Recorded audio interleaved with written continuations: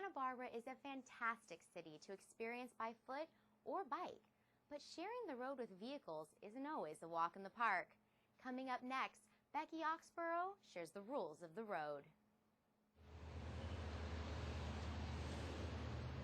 The road is a busy place, frequently shared by trucks, cars, buses, bicycles, scooters, and pedestrians. And although it would be nice if all users shared the road in harmony, that's not always the case. That's why the City of Santa Barbara is working to educate all users of streets and sidewalks on how to properly share the road. It means that we all have the right to use the roadway, whether we're walking, biking, or driving a car. The second thing is that we all have a responsibility to follow the rules of the road. Having multiple users of the roadways causes potential for conflict. Sometimes people jaywalk, or bikers ride on the sidewalk or ride the wrong way on the road. And when this happens, it creates potential for conflict. While bicyclists, pedestrians, and motorists all have the right to share the road, they are also responsible for following the rules of the road. And while most people feel they know the rules, some situations aren't so easy. Someone's speeding up so they can cut in front of me. For example, what's considered jaywalking? Do skateboards belong on the sidewalk or the street? Are motorists allowed to park in the bike lane? Let's test your knowledge of street safety with a series of true or false questions. Number 1.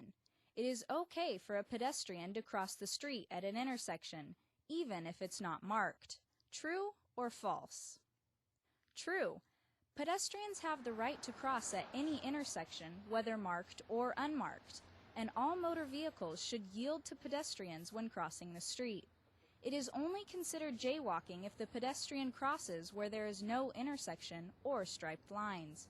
In fact, on occasion, the Santa Barbara Police Department carries out what are called pedestrian stings to educate the public on the rules of the road.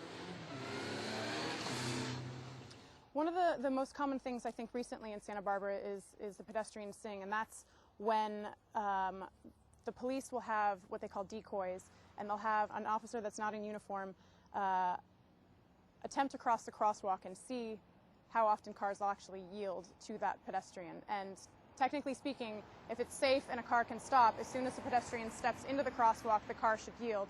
And so what police are looking for is those cars that are going to try and zoom by and not yield to the pedestrians, and that's when they can ticket the motorists for those kinds of actions. Number 2. Bikes are allowed to ride on the sidewalks unless there is a sign saying otherwise. True or false? False. Bikes are never allowed on the sidewalk and should remain in the bike lane at all times. If there is not a bike lane present, cyclists are to share the road with motorists. We have several share the road arrows throughout the city, here along Milpas Street and along Cabrillo Boulevard. These stencils indicate to motorists to share the road with cyclists, and to cyclists to share the road with the motorists. We use these in areas where there's not enough roadway to add the bicycle lane. But what about other forms of transportation, like inline skates, skateboards, and segways? Where do they fit in? On multi-purpose pathways, such as the one on Cabrillo Boulevard near the beach, all users are allowed to use this space, as long as it's human-powered, such as bicyclists, rollerbladers, people who walk. But we all have to share common courtesy, such as cyclists using their bells to let other walkers know that they're behind them. Number 3. Cars are never allowed to park in bike lanes. True or false? True. Vehicles parked in the bike lane. When cyclists are forced to weave in and out of parked cars, their visibility and predictability to other motorists on the road greatly decreases. When it comes to pedestrians and improving visibility, one technique that has been employed is the curb extension.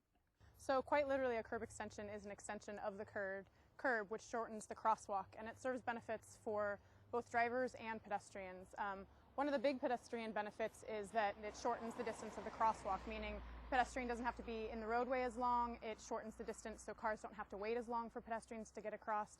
And one of the biggest benefits is it increases visibility between a driver and a pedestrian, so it's easier to see and be seen.